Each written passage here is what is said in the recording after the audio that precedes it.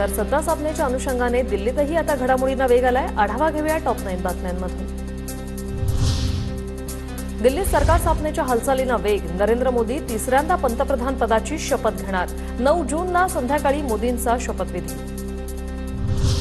राष्ट्रीय लोकशाही आघाडी अर्थात एनडीएच्या खासदारांची उद्या सकाळी 11 वाजता संसदेच्या सेंट्रल हॉलमध्ये बैठक। नरेंद्र मोदींची नेतेपदी निवड केली जाईल।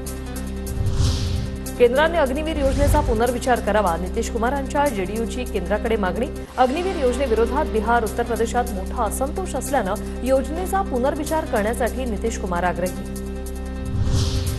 नव्या सरकारमध्ये भाजपला 5 मंत्रिपदं गमवावी लागणार। सूत्रांची माहिती। नितीश कुमार, चंद्रबाबू नायडू यांना 5 मंत्रिपदं दिली जाणार।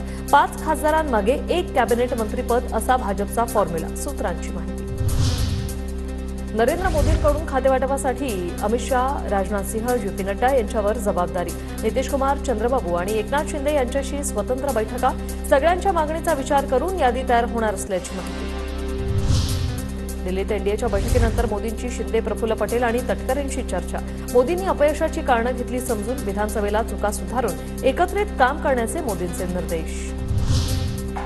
इंडिया आघाडी नरेंद्र मोदींना तिसऱ्यांदा पंतप्रधान होण्यापासून रोखण्याच्या तयारीत। नितीश कुमार आणि चंद्रबाबू नायडू यांच्याशी पुन्हा संपर्क साधण्याचा प्रयत्न सुरू। सूत्रांची माहिती। एनडीएच्या बहुमत चाचणीच्या दिवशी इंडिया आघाडी संसदेत शक्ती प्रदर्शन करणार। मतदानात प्रत्यक्ष सहभागी न होता संख्याबळ दाखवण्याचा प्रयत्न करणार।